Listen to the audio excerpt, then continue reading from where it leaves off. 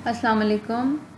Let's start today's lecture. Last class में हमने regular expressions की कुछ एग्जांपल्स की थी, कुछ स्टेटमेंट्स, कुछ प्रॉब्लम स्टेटमेंट्स जिनके लिए हम रेगुलर एक्सप्रेशन डिज़ाइन कर सकते हैं, उनके लिए हमने रेगुलर एक्सप्रेशंस डिज़ाइन की थी और हमने देखा था कि किस तरह से मेटा कैरेक्टर या स्पेशल कैरेक्टर्स को यूज़ करते हुए आरईज कंस्ट्रक्ट की जा सकती हैं, रेगुलर एक्सप्रेशंस कंस्ट्रक्ट की जा सकती हैं। आई होप आपको समझ आई होंगी चीज़ें। अच्छा, आज की क्लास में हमने दो काम करने हैं। सबसे पहला तो ये है कि कुछ और रेगुलर एक्सप्रेशंस देखनी है, लेकिन आज हम रेगुलर एक्सप्रेशन देखेंगे लेक्सिकल एनालाइज़र से रिलेटेड, यानी किस तरह से लेक्सिकल एनालाइज़र के लिए रेगुलर एक्सप्रेशंस बनाई जाती हैं। सबसे पहली चीज़ तो ये है। दूसरा ये कि फिर हमने देखना है कि एनएफ फेज़ फाइनाइट ऑटोमेटा किस तरह से बनाया जाता है और फाइनाइट ऑटोमेटा का क्या पर्पज़ है रेगुलर कंपाइलर डिज़ाइनिंग में। ठीक है, let's start the session. This is the second lecture of week 4।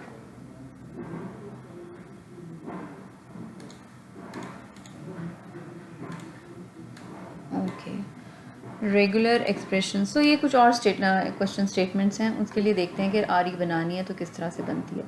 Right a regular expression to match variable name in a C++ program. Variable name, अच्छा हमने ऐसा regular expression बनाना है जो variables के names को पिक करके ले आए। अच्छा, वेरिएबल नेम की रिस्ट्रिक्शन स्टार्ट हो जाती है आगे। Variable name has the restriction that it must starts with N alphabet.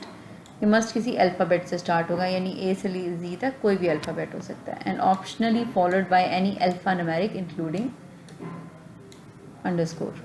और उसके बाद उसमें कोई भी अल्फ़ा न्यूमेरिक यानी अल्फ़ाबेट आ सकते हैं, न्यूमेरिक्स यानी 0 to 9 कोई डिजिट्स आ सकते हैं, और अंडरस्कोर आ सकते हैं। सो इसके लिए अगर हमने रेगुलर एक्सप्रेशन कंस्ट्रक्ट करनी है तो किस तरह से बनेगी। ए टू जी अगेन हमें स्क्वायर ब्रैकेट्स में लिखना है। अच्छा, पहली रिस्ट्रिक्शन है कि variable name has the restriction that it must starts with N alphabet. Must किसी अल्फ़ाबेट से ही होगा। सो ए टू जी यही होगा इसमें, और ये मस्ट एक करेक्टर इस तरह का, इनमें से एक करेक्टर पिक होगा, और उसके बाद कोई भी अल्फ़ा न्यूमेरिक हो सकता है। अब इसमें दो चॉइसेस हैं, या तो मैं इस तरह लिख दूँ ए टू जी और capital A to capital G, और 0 to 9 और अंडरस्कोर और square brackets like that. So ये भी ठीक है, ये ठीक है कि आपने बता दिया शुरू में एक करेक्टर आपका मस्ट ए से लेकर जी तक होगा, कैपिटल या स्मॉल लेटर, और उसके बाद फिर ए से लेकर जी तक या 0 to 9 डिजिट हो सकते हैं, या फिर कोई भी हो सकते हैं, या मल्टीपल टाइम्स भी आ सकते हैं। या फिर अगर इसको करना चाहें तो हम इस तरह से भी लिख सकते हैं in a short way, in short के \w small w alphanumeric के लिए यूज़ होता है। सो इनिशियली आप बेशक रिस्ट्रिक्ट कर दें, क्योंकि \स्मॉल w जो है इसमें डिजिट्स भी आते हैं, इसमें ए टू जी स्मॉल और कैपिटल लेटर्स भी आ जाते हैं, इसके अलावा अंडरस्कोर भी आता है। अल्फ़ा न्यूमेरिक की डेफिनेशन है एक्चुअली। तो हम ए टू जी रिस्ट्रिक्ट कर देते हैं इनिशियली, ए टू जी, और जो बाद में \w लगाएंगे इसमें तीनों चीज़ें आ जाएंगी, अल्फ़ाबेट्स, लेटर्स और अंडरस्कोर्स, और इसके आगे हम लगा देते हैं कि ये स्टैरिक के साथ मल्टीपल टाइम्स आ सकता है। सो दोनों पॉसिबिलिटीज़ हैं, ये भी ठीक है, और ये जो हमने पहले लिखी थी रेगुलर एक्सप्रेशन, ये भी ठीक है। ये रेगुलर एक्सप्रेशन यूज़ करेंगे तो ये आपकी जो कोड है, जो आपने प्रोग्राम बनाया हुआ है, जिसको आपने ट्रांसलेट करना है, कंपाइलर ने ट्रांसलेट करना है, ये उसमें से सारे वेरिएबल्स के नाम जो इस डेफिनेशन पे बेस कर रहे होंगे वो पिक करके ले आएगा। Write a regular expression to match data types. अब अगर आपने सिंपल डेटा टाइप्स मैच करके लानी है, इंटीजर, कैरेक्टर या फ्लोट, तो उसके लिए अगर आपने आर ई बनानी है तो किस तरह से बनाएंगे। इंटीजर INT स्मॉल में है, और उसके बाद पाइप साइन, कैरेक्टर, फिर पाइप साइन और फिर फ्लोट। सो ये रेगुलर एक्सप्रेशन है डेटा टाइप को। अगर आपके पास तीन ही डेटा टाइप्स हैं तो इंटीजर, कैरेक्टर और फ्लोट, इन तीनों को मैच करने के लिए, और अगर और डेटा टाइप्स हैं तो वो भी साथ हम और साइन के साथ लगा सकते हैं, लेकिन हम बहुत बड़ा स्कोप नहीं कर रहे। हम अज्यूम करें हम जो भी कंपाइलर डिज़ाइन करेंगे उसकी बस यही तीन डेटा टाइप्स हैं। Next question, write a regular expression to match arithmetic operators. अगर हमने ये अरिथमेटिक ऑपरेटर्स मैच करने हैं तो हमने उसकी किस तरह से हारी बनानी है। सो सिंपल है, प्लस आ जाए या माइनस आ जाए, अगेन और स्टैरिक और forward slash.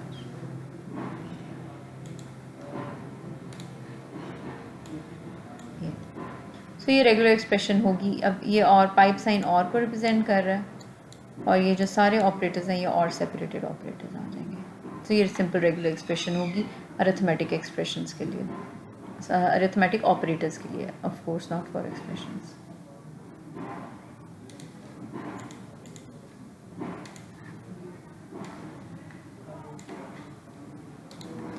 Right a regular expression to match the logical operators. ये एंड और के ऑपरेटर्स हैं। अगर आपने इनके लिए कंस्ट्रक्ट करनी है regular expression, and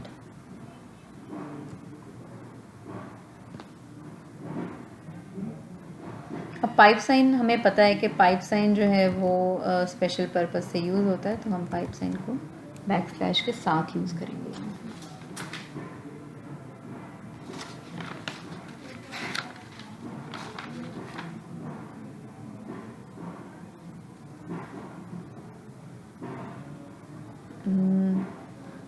I think ठीक है यहाँ तो, लेकिन previous slide, let me move on to the previous slide. मुझे लगता है कि हमने कुछ यहाँ पे कुछ मिस्टेक हो गई है रेगुलर एक्सप्रेशन बनाने में, क्योंकि प्लस और स्टैरिक यूज़ हो रहा है, तो इसको भी हमें चाहिए कि प्लस, क्योंकि plus have is a Meta character, तो हमें इसे बैक स्लैश के साथ यूज़ करना चाहिए था। Sorry for that, please reconsider the new one, please consider the new one. Back slash minus जो है ये एज इट इज़ आएगा, क्योंकि ये इसका स्पेशल जो मीनिंग है वो सिर्फ स्क्वायर ब्रैकेट्स में होता है, अदर देन स्क्वायर ब्रैकेट ये स्पेशल नहीं होता। Again pipe sign, again asterisk जो है उसका स्पेशल मीनिंग है, तो हम बैक स्लैश के साथ स्टैरिक को लिखेंगे, ठीक है। अगेन फॉरवर्ड स्लैश तो एज इट इज़ आ जाएगी। सो प्लीज़ इसको करेक्ट कर लें, रेक्टिफाई द प्रीवियस वन। इसी तरह जो हमने अभी बनाई है रेगुलर एक्सप्रेशन एंड और के लिए, सो यहाँ पे और पाइप साइन का स्पेशल मीनिंग था, तो हमने इसको बैक स्लैश के साथ लगा लिया, ठीक है। So write regular expression to match the punctuation mark. Okay, punctuations अब आगे सेट दिया हुआ है कि किसको मैच करना है। सो इसमें भी केयरफुल रहने की ज़रूरत है कि जो सिंबल मेटा करेक्टर्स में आता है, स्पेशल करेक्टर्स में आता है, वो बैक स्लैश के साथ यूज़ करना है हमें। सो कॉमा,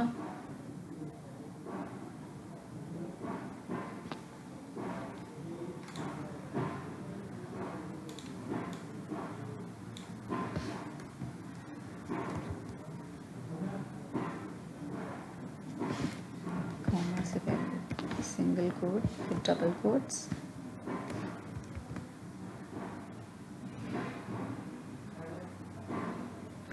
अच्छा, यहाँ पे अब एक्चुअली होता ये है कि सिंगल कोट्स या डबल कोट्स ये हमारे पास अदर, वैसे तो स्पेशल मीनिंग नहीं है इनका रेगुलर एक्सप्रेशन बनाते हुए, लेकिन होता ये है कि जहाँ पे भी आप रेगुलर एक्सप्रेशन लिख रहे होते हैं, रेगुलर एक्सप्रेशन सिंगल कोट्स में लिखी जाती है या डबल कोट्स में लिखी जाती है, तो वहाँ पे कन्फ्यूजन हो सकती है। तो इसकी एप्लीकेशन जब आप अप्लाई करने लगते हैं, जब जहाँ पे भी आप रेगुलर एक्सप्रेशन लिखने लगते हैं ना, आप जिस भी प्रोग्रामिंग लैंग्वेज में आप लिखेंगे उसमें यूज़ करते हुए मसला आ सकता है आपको। सो अगर सिंगल कोट्स या डबल कोट्स में से किसी के साथ रेगुलर एक्सप्रेशन लिखी जाती है, तो वो फिर आपको सिंगल कोट्स और डबल कोट्स को एज अ लिटरल ट्रीट कराने के लिए बैक स्लैश यूज़ करनी पड़ती है। सो हम इसको प्रिकॉशनरीली बैक स्लैश के साथ फिर यूज़ कर लेते हैं। सेमीकॉलन, अगेन ओपनिंग ब्रैकेट भी आपकी बैक स्लैश के साथ आएगी, फिर क्लोजिंग ब्रैकेट आएगी, इन कर्ली ब्रैकेट्स भी बैक स्लैश के साथ आएंगी, क्योंकि क्वांटिफाई करने के लिए यूज़ होती हैं। अगेन स्क्वायर ब्रैकेट्स भी बैक स्लैश के साथ आएंगी।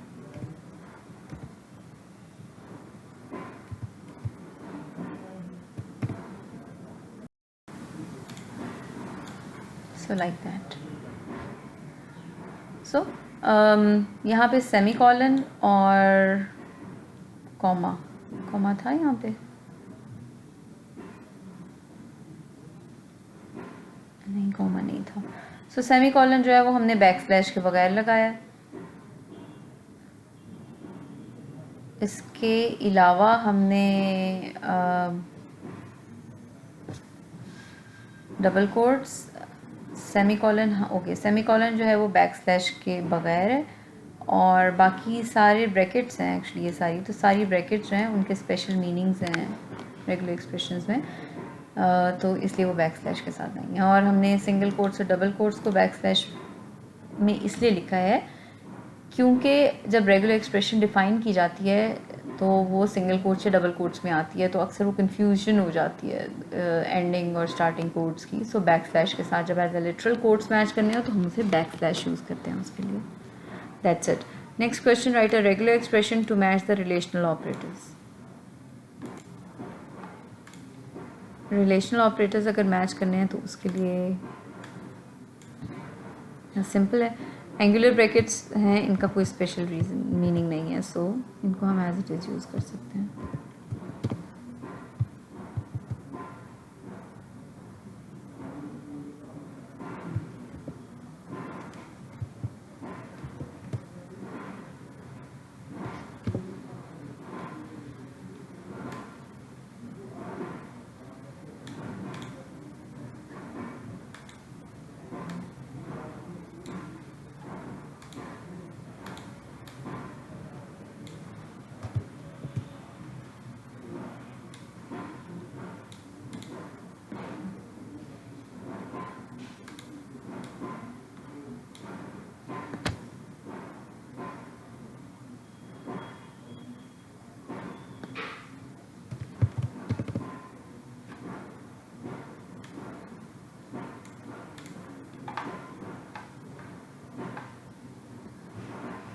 तो ये ओवरऑल एक रेगुलर एक्सप्रेशन बन गई है.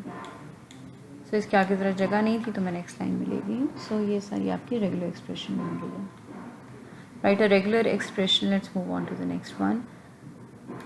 Write a regular expression to match increment decrement operators. Simple.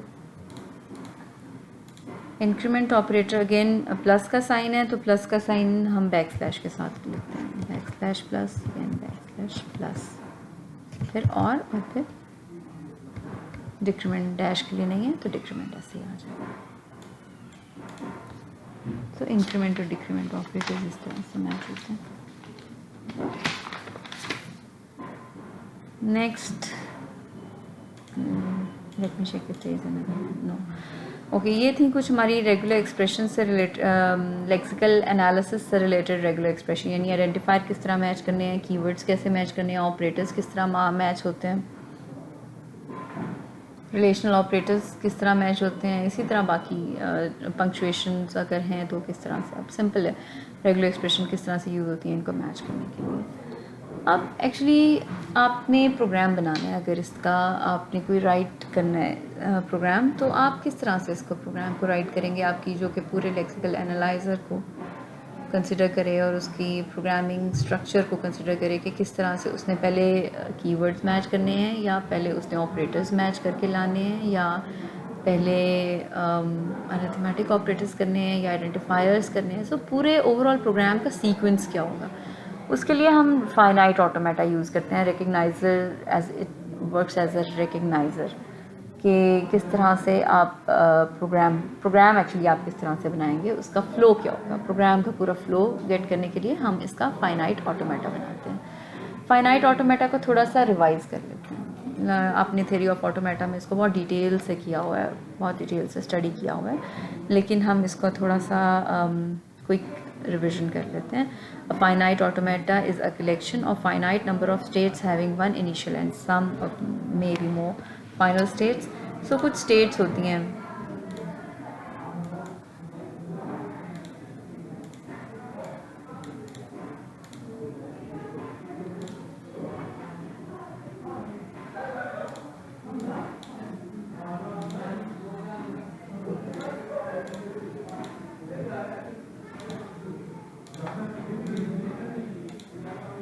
तो कुछ स्टेट्स को हम सर्कल्स के साथ रिप्रेजेंट करते हैं और हर स्टेट का नंबर होता है, जिस नंबर वो 1 2 3 4 कोई भी नंबर हो सकता है, कोई नाम हो सकता है। सो स्टेट्स, ये जो सर्कल्स के साथ रिप्रेजेंट करते हैं इनको स्टेट्स कहते हैं। इनमें से एक स्टेट मस्ट इनिशियल स्टेट होती है और मल्टीपल फाइनल स्टेट्स हो सकती हैं, ज़रूरी नहीं है फाइनल स्टेट भी एक ही हो, मल्टीपल हो सकती हैं। और दरमियान में हम उनके एजेस ड्रॉ करते हैं लाइक दैट। अगर इस तरह से है तो दरमियान में एरो साइन के साथ इस तरह से एजेस ड्रॉ किए जाते हैं। और ये कुछ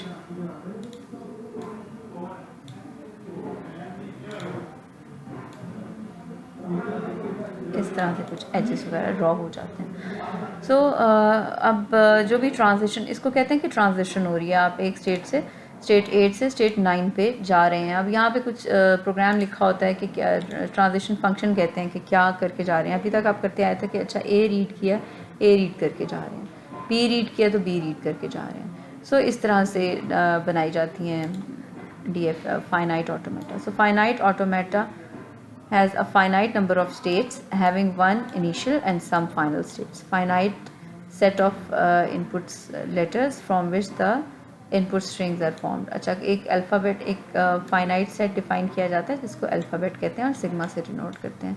इसका मतलब होता है आप इसमें वो लेटर सारे वो सिंबल्स मेंशन करते हैं A B C या जो भी, जिसका जो आपने एक्चुअली अपनी फाइनाइट ऑटोमेटा में यूज़ करने हैं। अब जब थ्योरी ऑफ ऑटोमेटा आपने किया था तो आपने यूजली एक या तो 0 1 किया होगा या A B किया होगा, 2 ही सिंबल्स पे काम किया जाता है फाइनाइट ऑटोमेटा तक।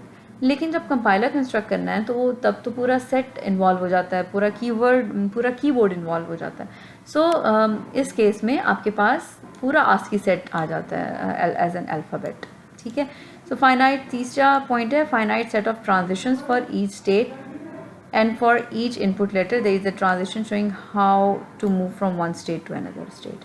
So finite automata में अब एक स्टेट से आपने दूसरी स्टेट पे जाना है तो उसके लिए ट्रांजिशन मेंशन की जाती है कि किस तरह से क्या रीड करके उसने एक स्टेट से दूसरे स्टेट पे जाना है।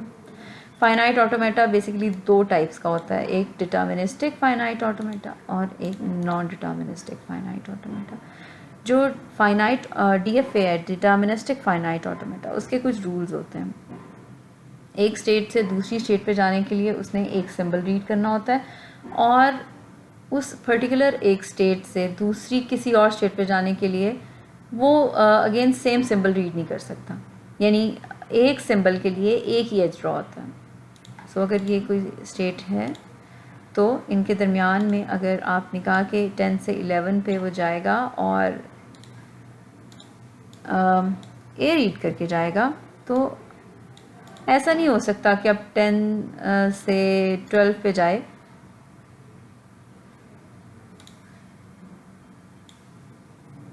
10 से 12 पे जाए और ए रीड करके चला जाए, ऐसा नहीं है। डिटर्मिनिस्टिक ऑटोमेटा के केस में ऐसा नहीं होता। डिटर्मिनिज्म का मतलब ये है कि आपको पता है कि एक्चुअली एम्बिग्विटी कोई नहीं है, कोई आप श्योर हैं कि ए रीड होगा तो किधर जाएगा, 11 पे जाएगा या 12 पे जाएगा। अगर इस तरह की एम्बिग्विटी इन्वॉल्व हो जाती है ना कि आपने एक ही लेटर के अगेंस्ट मल्टीपल पाथ्स ड्रॉ किए हुए हैं, मल्टीपल एजेस ड्रॉ किए हुए हैं, तो इसको कहते हैं ये नॉन डिटर्मिनिस्टिक है। ये नॉन डिटर्मिनिस्टिक में आ जाता है। नॉन डिटर्मिनिस्टिक फाइनाइट ऑटोमेटा हो सकता है लेकिन ये डिटर्मिनिस्टिक फाइनाइट ऑटोमेटा नहीं हो सकता। इसके अलावा empty strings are not seen in DFA। Empty strings जो हैं वो नहीं होती DFAs में, यानी लैम्डा नहीं आप ड्रॉ कर सकते। हमने 10 से 11 14 पे जाना है और हमने जो ट्रांजिशन बनाई है यहाँ पे, उसमें आप अगर कह देते हैं कि अच्छा लैम्डा रीड करके चला जाए तो वो फिर लैम्डा को हम रिप्रेजेंट करते हैं लाइक दैट, या एप्सिलॉन भी अक्सर लिखा जाता है इसको लाइक दैट। सो अगर 10 से 14 पे जाना है तो वो लैम्डा रीड करके चला जाए, तो ऐसा DFA के केस में नहीं होता, लेकिन इस तरह की ट्रांजिशन NFA के केस में बनाई जा सकती है। सो ये बेसिक डिफरेंस है जो DFA और NFA का डिफरेंस है।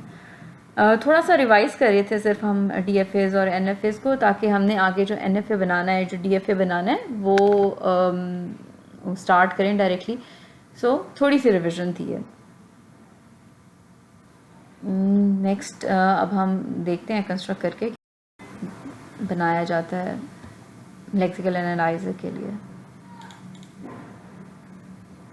ओके, अभी हमने जो रेगुलर एक्सप्रेशंस बनाई हैं लेक्सिकल एनालाइज़र के लिए, उनके लिए डीएफएस बनाए हैं मैंने कुछ, वो डिस्कस कर लेते हैं। सो अगर हम क्लास में होते तो मैंने कभी भी नहीं बनाने थे, आपने बनाने थे, और हमने इंटरेक्टिव सेशन होना था एक, जिसमें आपने बनाने थे और आपने डिस्कस करने थे, और फाइनली हमने किसी सोल्यूशन पे पहुंचना था। सो डीएफए बनाया है to match all the data types like integer, character और फ्लोट। कि अगर आपके पास एक ऐसी लैंग्वेज है जिसमें सिर्फ 3 डेटा टाइप्स हैं, एक इंटीजर है, एक कैरेक्टर है और एक फ्लोट है, I am repeating the statement. हम एक ऐसी लैंग्वेज अज्यूम कर रहे हैं जिसके लिए हम कंपाइलर डिज़ाइन करने लगे हैं या ट्रांसलेटर डिज़ाइन करने लगे हैं। ऐसी लैंग्वेज जिसमें सिर्फ 3 डेटा टाइप्स हैं, इसके अलावा और कोई डेटा टाइप नहीं है, इंटीजर, कैरेक्टर और फ्लोट। तो उसके लिए किस तरह से आप बनाते हैं एनएफए। अगेन डीएफए बनाना मुश्किल है, क्योंकि डीएफए में आपने हर सिंबल के अगेंस्ट फिर बताना होता है, हर स्टेट पे बताना होता है कि क्या ट्रांजिशन होगा उसका। जैसे कि अब यहाँ पे 1 है, अगर ये इनिशियल स्टेट है, इसको मैंने माइनस मार्क कर दिया। यहाँ से अगर आई रीड हो रहा है तो स्टेट 2 पे जा रहा है, उसके बाद एन रीड हो रहा है तो स्टेट 3 पे, और अगर टी रीड कर रहा है तो स्टेट 4 पे। डीएफए के केस में या एनएफए के केस में हम यहाँ पे इस तरह से नहीं कर सकते कि डायरेक्टली आईएनटी लिखते हैं, जैसे फिर 2 स्टेट्स बनाते हैं, और अगर हम लिखना चाहें कि बजाय इसके कि मैंने 3 स्टेट्स बना के आईएनटी लिखा है, मैं इकट्ठा पूरा आईएनटी लिख दूँ, तो नहीं, ये नहीं हो सकता। ये डीएफए या एनएफए नहीं है, ये ट्रांजिशन ग्राफ इसको कहते हैं, ये ट्रांजिशन ग्राफ है। ये डीएफए नहीं होगा, ये एनएफए नहीं होगा। सो हम जो स्ट्रिंग्स हैं या सब स्ट्रिंग्स हैं वो ट्रांजिशन टाइम पे, ट्रांजिशन एज पे नहीं लिखते। अगर नहीं लिखते तो इसका मतलब है कि 3 डिफरेंट कैरेक्टर्स हैं, उनके लिए हमें 3 डिफरेंट स्टेट्स बनानी पड़ती हैं। फिर 1 से 2 पे जाने के लिए आई रीड करेगा, 2 से 3 पे जाने के लिए एन रीड करेगा, अगेन फिर 3 से 4 पे जाने के लिए टी रीड करेगा। और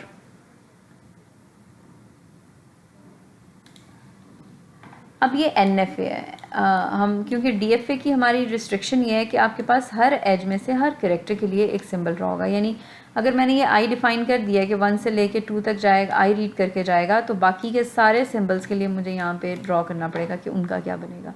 इसी तरह 2 के लिए आपको ड्रॉ करना होगा कि उनके साथ क्या करना है। इसी तरह 3 के लिए भी यहाँ पे हर स्टेट पे हम फिर मेंशन करना पड़ेगा, थोड़ा सा कॉम्प्लिकेटेड हो जाता है। सो हम स्टार्ट करें एनएफएस से, हम डीएफएस भी देखेंगे कि किस तरह से पॉसिबली की जा सकती हैं।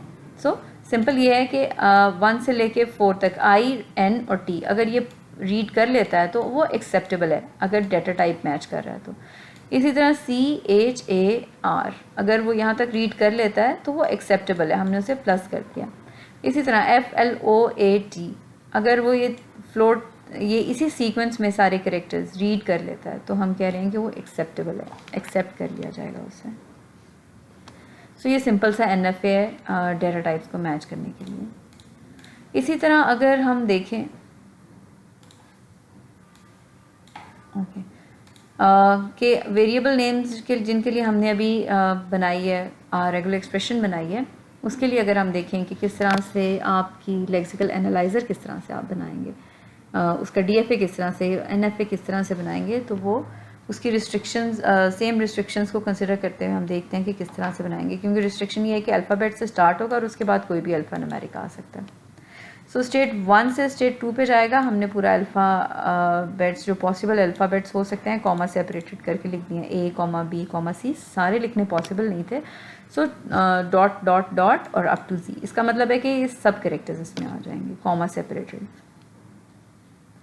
एक मस्ट आएगा पहला, और उसके बाद फिर हमने यहाँ पे 2 पे है कि single character is also acceptable, इसलिए प्लस लगा दिया, और फिर 2 पे सेल्फ लूप लगा दिए कि मल्टीपल कैरेक्टर्स यूज़र पिक करना चाहे तो ये सेट दिया हुआ है, इनमें से पिक कर सकता है। इसमें ए से लेके जी तक सभी कैरेक्टर्स हैं, अपर लोअर और डिजिट्स भी हैं, और इसके अलावा अंडरस्कोर भी है। सो ये इसका एनएफए बन जाता है। स्टिल ये एनएफए है, हमने नहीं बताया कि स्टेट 1 पे अगर स्पेस रीड होती है तो क्या करें, हमने नहीं बताया कि अगर कोई और के special character dollar sign read होता है तो क्या करें, हमने नहीं बताया कि परसेंटेज का साइन रीड होता है तो क्या करें। So this is NFA। हमने सारे करेक्टर्स को कंसिडर नहीं किया स्टेट 1 पे, हमें जो चाहिए थे हमने बस उन्हें कंसिडर करके उसका NFA एक डायग्राम, एक जनरल फ्लो बना दिया कि किस तरह से आप का फ्लो क्या होगा। सो सिंपल है, आई होप आपको समझ आ रही होगी। So construct NFA to match arithmetic operators. ये अरिथमेटिक ऑपरेटर्स हैं कि इनमें से अगर कोई मैच करना है तो उसका DFA, उसका NFA किस तरह से बनेगा। तो सारे प्लस माइनस मल्टीप्लाई डिवाइड ये सब इनमें से कोई भी रीड करे और एक्सेप्ट कर ले, एक सिंगल टोकन इसी तरह से बनता है उसका। Write a regular expression to match increment decrement operators. So increment decrement operators, write a regular expression to match increment decrement operators. So अब increment decrement operators के लिए अगर मैच करना है तो हम इस तरह से बनाते हैं, प्लस सिंगल प्लस अगर एक्सेप्ट हो रहा है तो हम यहाँ पे नॉन फाइनल स्टेट कर रहे हैं उसको, और उसके बाद फिर अगेन एक प्लस है तो उसको फाइनल कर दिए। ये इस तरह से रिकग्नाइजर्स जो हैं सिंपल रिकग्नाइजर्स बनाए जाते हैं रेगुलर एक्सप्रेशंस को उसके लिए करने के लिए, रिकग्नाइज करने के लिए। सो दैट्स, आई होप आपको मुश्किल नहीं लग रहा होगा अभी तक, तो ये सिंपल ही है सब। Write a regular expression to match assignment operator and relational operators. So assignment operator के लिए भी कर लिया, असाइनमेंट ऑपरेटर ये, और उसके बाद फिर बाकी के relational operators greater than, I am sorry, okay हाँ, अब इसमें दो चीज़ें हैं, असाइनमेंट ऑपरेटर भी है और रिलेशनल ऑपरेटर भी आ रहा है। असाइनमेंट ऑपरेटर का मतलब है कि सिंगल ए की इक्वल्स, यानी कि फॉर एग्जांपल जैसे हम असाइन करते हैं A is equals to,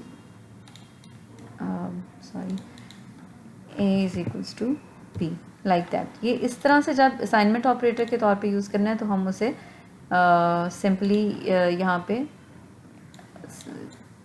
plus एक दफ़ा ही इक्वल्स रीड करें और एक्सेप्ट हो जाए, ये भी एक्सेप्टेबल है। अगर दूसरा इक्वल्स आ गया तो दूसरे इक्वल को हम फिर कंसिडर करते हैं कि ये रिलेशनल ऑपरेटर है। तो डबल इक्वल्स के लिए भी बन गया। इसी तरह ग्रेटर, खाली सिंगल ग्रेटर भी एक्सेप्टेबल है तो हमने उसको स्टेट 2 को भी प्लस मार्क कर दिया।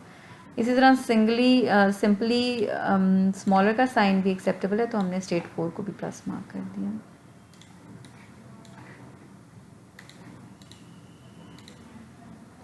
इसी तरह एंड और ऑपरेटर्स के लिए भी DFA बन गया, NFA फाइनाइट ऑटोमेटिक बना हुआ है। अब इसमें एंड का साइन सिंपल अकेला आए तो वो एक्सेप्टेबल नहीं है, इसलिए हमने स्टेट 2 को नॉन फाइनल रखा है। इसी तरह और भी अगर खाली अकेला आए पाइप साइन तो वो एक्सेप्टेबल नहीं है, सो उसको हमने स्टेट 4 को भी नॉन फाइनल रखा है। ठीक है, सो इस तरह से रेगुलर एक्सप्रेशन, सॉरी ये क्वेश्चन को, ये रेगुलर एक्सप्रेशन नहीं है, इस तरह से हम DFA फाइनाइट ऑटोमेटा या FA कह लें, FA बना सकते हैं लेक्सिकल एनालाइजर बनाने के लिए, यानी टोकन्स बनाने के लिए। हमने अगर टोकन्स बनाने हैं कि डबल यही एंड का साइन और का sign, relational operators, increment decrement operators, इन आइडेंटिफायर्स और डाटा टाइप्स, इनके टोकन्स बनाने हैं तो उनके लिए पहले अगर आप इस तरह से DFAs या NFAs बना लेंगे तो वो इजी हो जाता है बाद में टोकन्स बनाना, उसका आपको आइडिया हो जाता है खुद से डिज़ाइनिंग के बाद कि आपने इम्प्लीमेंटेशन किस तरह से करनी है।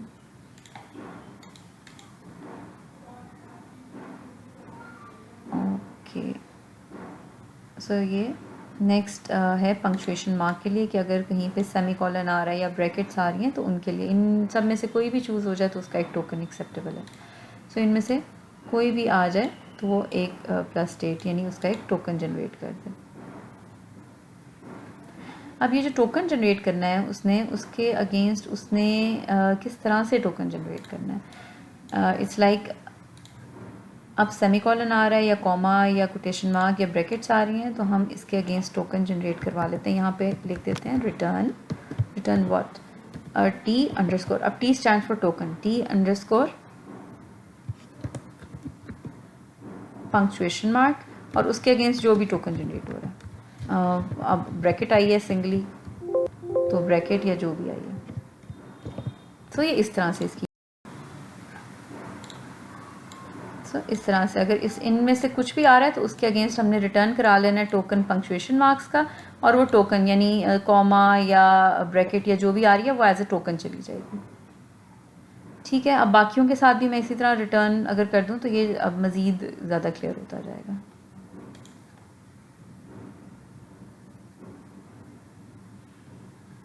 अब यहाँ पे किस तरह से होगा, जहाँ पे आपने लॉजिकल ऑपरेटर्स मार्क करने हैं।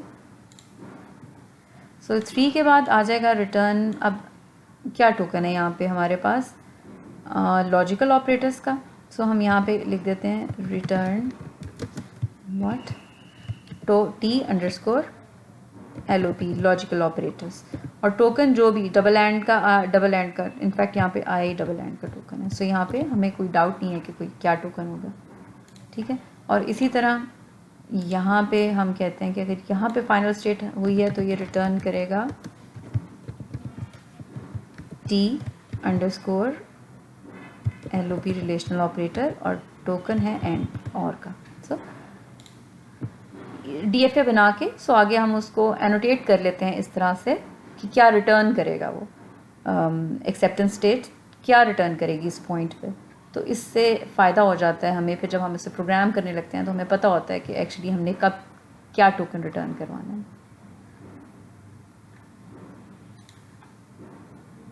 The previous one okay. अब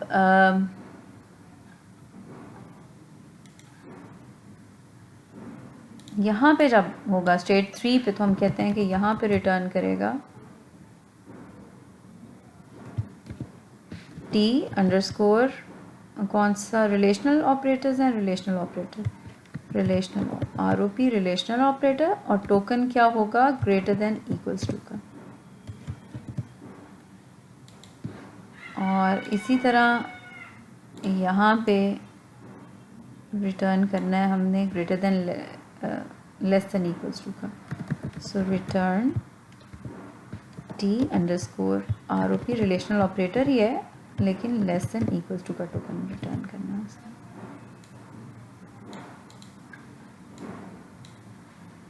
इसी तरह यहाँ पे 4 के बाद एक्चुअली ये स्टेट्स के नंबर्स ठीक नहीं है, ये 7 इसको चेंज कर लें नंबर को, ये 4 की जगह। सो इसको let me change it here, 4 की जगह पे हम कर लेते हैं 7 प्लस कर लें इसको। अच्छा, अब इस पे रिटर्न करवाना है हमने double equals return T underscore relational operator double equals okay. इसी तरह फिर अब स्टेट 2 है, स्टेट 2 पे भी हमने रिटर्न करवाना है, लेकिन अब यहाँ पे है रिटर्न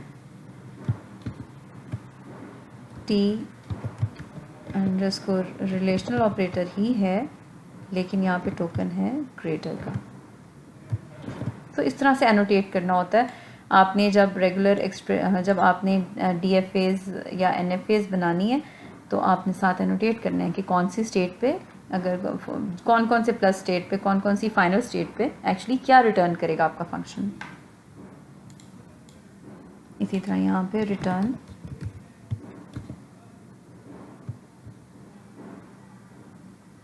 ये असाइनमेंट टी अंडरस्कोर AOP कर लेते हैं, टी अंडरस्कोर असाइनमेंट ऑपरेटर।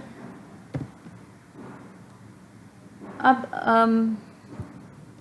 आपने किसको क्या नाम देना है, जैसे यहाँ पे मैंने असाइनमेंट ऑपरेटर का कैटेगरी किस तरह से डिफ़ाइन करनी है, डिक्रीज क्या कैटेगरी डिफ़ाइन करनी है, टोकन का क्या नाम रखना है, ये समझें कि आपके पास क्वेश्चन में गिवन होगा। अगर तो क्वेश्चन में नहीं होगा तो आप अपनी मर्ज़ी का नाम दे सकते हैं उसको। आपको बताया गया होगा कि कौन कौन से ग्रुप में कौन कौन से पैटर्न के साथ क्या क्या मैच करना है। जैसे अगर एक ग्रुप है रिलेशनल ऑपरेटर का तो उसमें क्या क्या आ रहा है, अगर एक असाइनमेंट ऑपरेटर है तो उसमें क्या क्या आ रहा है, ये समझें कि आपको गिवन है। अगर गिवन नहीं है तो it means you can do anything by yourself, फिर आप अपनी मर्जी से कुछ भी कर सकते हैं। इसी तरह अगेन स्टेट 4 p प्लस है तो यहाँ पे less than return T underscore ROP और यहाँ पे टोकन है प्लस लेस देन का, सॉरी। सो ये कुछ इस तरह से एनोटेट करना होता है साथ। आई होप क्लियर हो रहा है। एक्चुअली हम कर ये रहे हैं कि हम हर प्लस स्टेट के साथ बता रहे हैं कि ये क्या एक्सेप्ट करेगा, यानी क्या रिटर्न करेगा। टोकन रिटर्न करेगा कि क्या टोकन है, ROP है ये, सॉरी ROP रिलेशनल ऑपरेटर, और क्या टोकन बनाया आपने, क्या टोकन बनाया उसके अगेंस्ट वो टोकन जनरेट करेगा। सो जब हम इसे प्रोग्राम करेंगे तो हम इस स्टेज पे आके ये रिटर्न करवाएंगे मस्ट। इसी तरह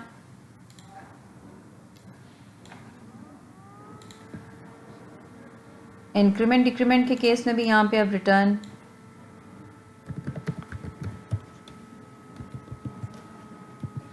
T underscore increment decrement operator, IDOP नाम कोई भी रख लिया है, इंक्रीमेंट डिक्रीमेंट ऑपरेटर, और यहाँ पे इंक्रीमेंट है।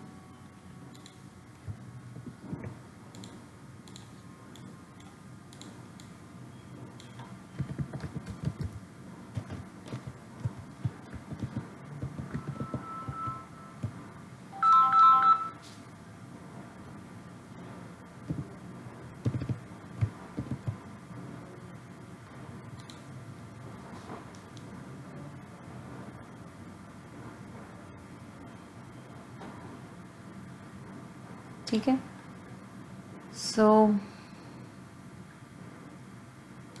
इस तरह से हर प्लस के साथ हमने बताना है कि क्या एक्सेप्ट हो रहा है यहाँ पे।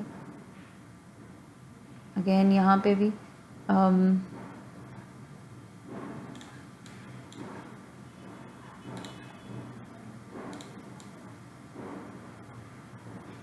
रिटर्न अरिथमेटिक ऑपरेटर्स हैं, तो हम रिटर्न T अंडरस्कोर जो भी टोकन, अब हमें नहीं पता एग्जैक्टली यहाँ पे क्या टोकन बना होगा, तो जो भी टोकन बनता है हम उसे रिटर्न करवा देंगे।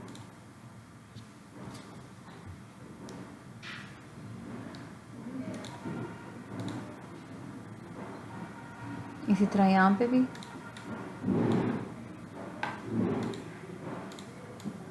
अगेन हमें नहीं पता यहाँ पे जब स्टेट 2 पे आया होगा तो उसने वेरिएबल का क्या नाम या आइडेंटिफायर का क्या नाम पूरा रीड कर लिया होगा। सो हम जो भी नाम बनता है उसको रिटर्न करा लेते हैं, TID। तो जो भी टोकन बनता है उसको इस स्टेज पे अब रिटर्न करवा रहे हैं T अंडरस्कोर ID के अगेंस्ट। ये 2 एंट्रीज करवा रहे हैं इसको। और सेम हियर, यहाँ पे भी कुछ इसी तरह करना है हमने। हर प्लस के अगेंस्ट, हर फाइनल स्टेट के अगेंस्ट हम बताते हैं कि क्या टोकन जनरेट किया।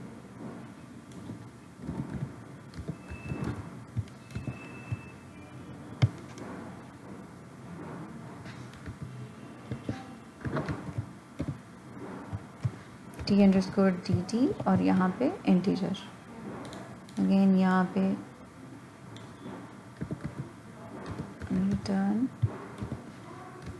T अंडरस्कोर DT और टोकन है हमारे पास कैरेक्टर का 4। अगेन यहाँ पे अब फ्लोट है, so return T underscore DT। Take, अब टोकन का नाम सेम है, सब token float.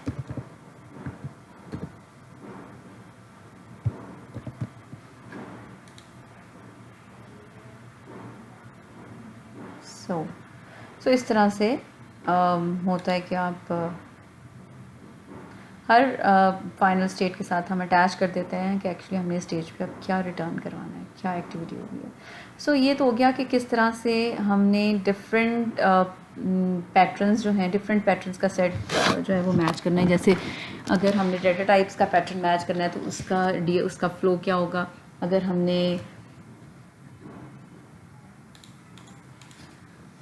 IDs variable names match करने हैं तो क्या होगा, इंक्रीमेंट डिक्रीमेंट्स के लिए क्या होगा, इसी तरह लॉजिकल ऑपरेटर्स के लिए क्या है, रिलेशनल ऑपरेटर्स के लिए क्या है, और पंक्चुएशंस के लिए क्या है। सो ये तो सेपरेटली हो गया कि किस तरह से हमने मार्क करना है।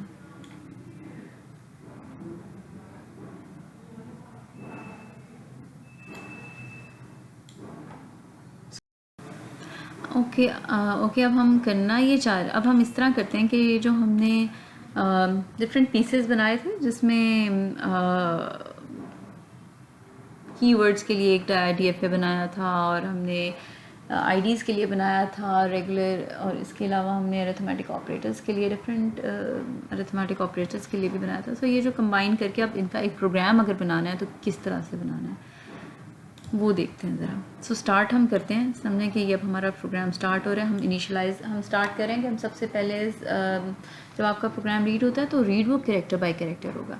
सो अगर वो पहला कैरेक्टर जो रीड कर रहा है वो आई है तो उसने क्या करना है, हम ये चेक करते हैं।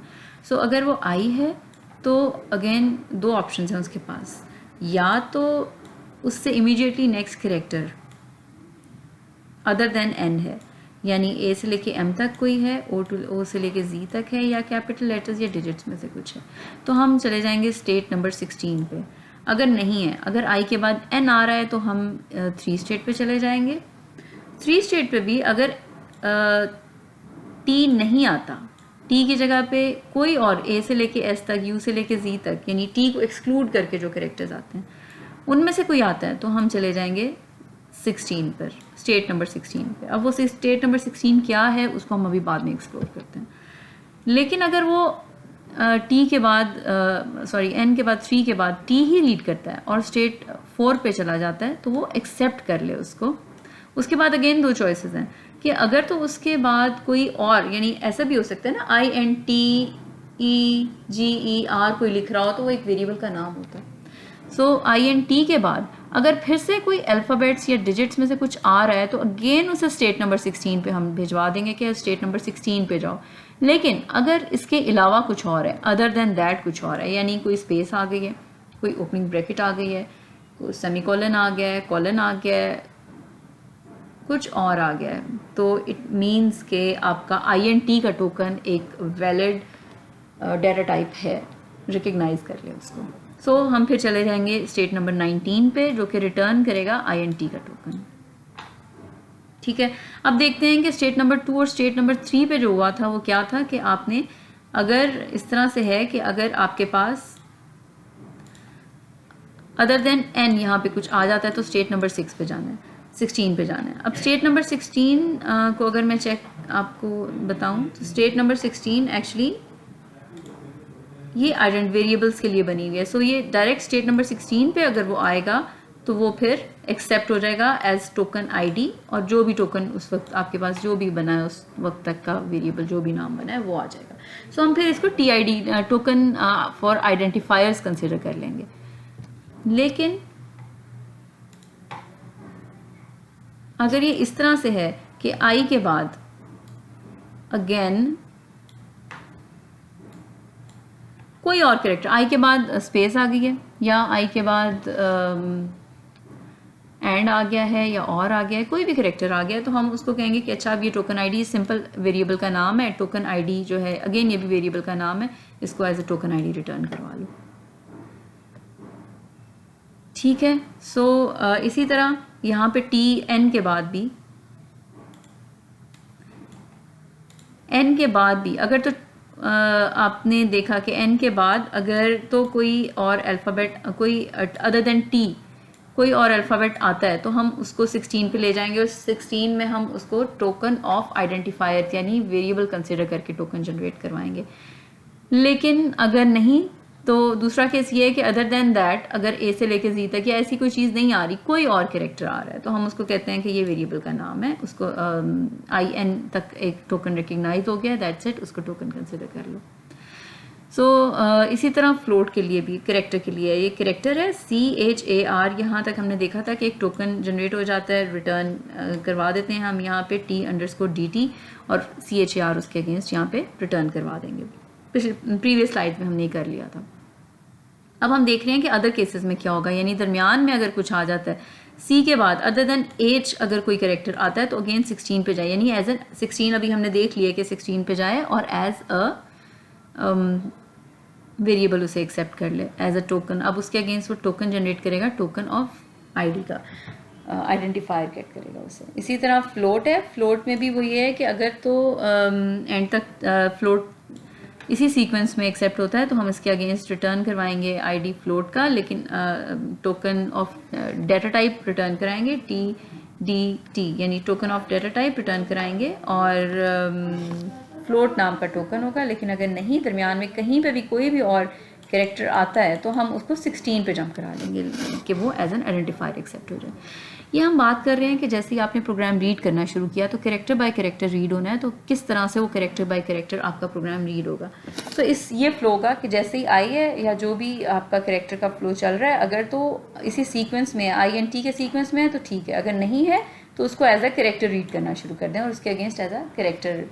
सो आपने पैटर्न मैचिंग कर रहे हैं, जहाँ पे आई है वहाँ पे उसके बाद अगर अदर देन n कुछ आ गया है तो हम किसी और पैटर्न के साथ उसे मैच करें, 16 नंबर पैटर्न के साथ, कि डेफिनेटली वो इट मीन्स कि वहाँ से मैच कर रहा है।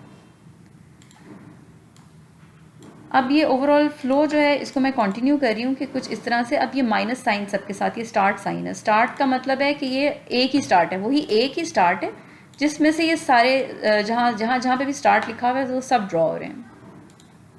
सो स्टार्ट अगेन, स्टार्ट में अगर आपके पास ABC यानी I निकाल के, C निकाल के और F निकाल के, जो कि आपके इंटीजर कैरेक्टर और फ्लोर के फर्स्ट लेटर्स हैं, उनके अलावा कुछ भी आ रहा है तो हम उसको कह रहे हैं कि ओके, इट मीन्स कि वो कोई वेरिएबल का नाम ही है, उसको रीड करे और उसके बाद उसको पिक कर ले as a character, as a variable, और उसके अगेंस्ट हम टोकन ऑफ आइडेंटिफायर्स गेट कर रहे हैं। इसी तरह ऑपरेटर्स हैं, प्लस का साइन है, अगर तो प्लस सिंगल है तो उसका मतलब है कि सिंगल प्लस के बाद दूसरा प्लस नहीं आएगा, डेफिनेटली कोई और कैरेक्टर आएगा, उसके अगेंस्ट हम अरिथमेटिक ऑपरेटर का टोकन पिक करेंगे। लेकिन अगर प्लस के बाद नेक्स्ट प्लस आ जाता है तो इट मीन्स कि हम उसको फिर as an increment operator consider करेंगे। इसी तरह माइनस है, अगर तो माइनस के बाद कोई और कैरेक्टर आता है, जैसे कि स्पेस आ गई या फिर ओपनिंग ब्रैकेट आ गई या कोई वेरिएबल का नाम A आ गया, कुछ भी आ गया, तो इट मीन्स कि वो सिंगल माइनस ही था, उसको as a minus arithmetic operator pick करेंगे। लेकिन अगर उसके बाद माइनस के बाद, इस माइनस के बाद फिर से माइनस आता है तो फिर हम रिटर्न कराएंगे डिक्रीमेंट। सो इसी तरह इनिशियली अगर स्टैटिक या डिवाइड आ रहे हैं तो उनमें कोई कन्फ्यूजन नहीं है, वो as it is as arithmetic operators pick हो जाते हैं।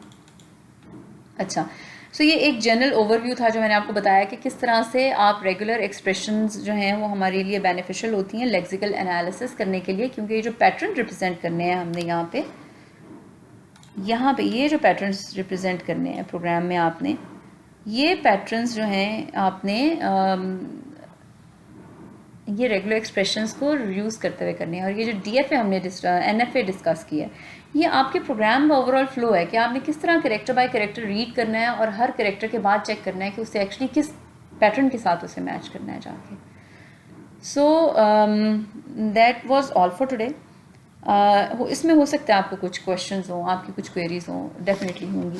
So just write them down on your paper पे, और उसके बाद फिर क्लास में 1 by 1 सारी क्वेरीज आप डिस्कस कीजिएगा तो आपको मज़ीद क्लियर होगा। आई एम श्योर आपको बहुत सारे क्वेश्चंस होंगे आपके जहन में कि किस तरह से DFA बन गया और क्यों बना रहे हैं। सो इस तरह की सारी क्वेरीज आप देख लीजिएगा। जो जो क्वेश्चंस आपके जहन में होंगे, please come up with your questions, do come up with your questions, otherwise मुझे जनरली समझ नहीं आएगी कि आपको इसमें कन्फ्यूजन कहाँ पे आ रही है, प्रॉब्लम कहाँ पे आ रही है। So do ask your questions, do write down your questions, and in your Thursday class come up with a list of questions. We will discuss them in details. So ये जो week 4, ये week 4 तक का काम था। So week 4 तक quiz है अब आपका next class में, sorry Friday को इंशाल्लाह ताला quiz है। So thanks for listening me today. Thank you so much. Allah Hafiz.